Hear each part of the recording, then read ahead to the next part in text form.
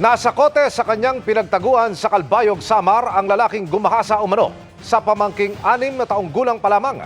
Nakatutok si Marisol Abduraman, exclusive. May karapatan ka manahimik, inaaresto ka namin sa visa ng warrant of arrest. Inaresto ang lalaking wanted dahil umano sa panggagahasa sa kanyang 6 na taong gulang na pamangkin. Natuntun siya sa Calbayog City sa Samar kung saan siya nagtago. Etong bata, pinapanood muna niya ng porn. And then, ginagaya nila yung porn pag alis nitong magulang. Pinapanood. Tapos ang sinabi ng tito, gayahin nila. Gayahin nila yung napapanood nila. Hindi rin ito agad nalaman ng ina ng bata. Nalaman lang nung one time na pinapaliguan yung bata, ayaw ipahawak yung maselang bahagi ng katawan niya. So nagtataka tong nanay.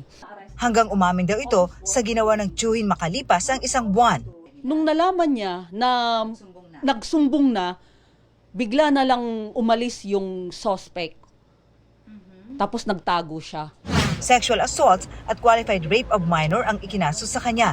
Mariing itinanggi ng akusado ang akusasyon. Sure po ako na hindi ko pa yung ginawa, yung rape na yun.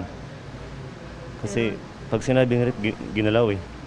Yung ano talaga, pinakuhaan, hindi ko naman talaga ginalaw yun. So ano lang po ang ginawa niya sa bata? Basta kung ano lang po yung siguro may, kasi pinapaliguan ko yan eh. Nalagaan ko yan.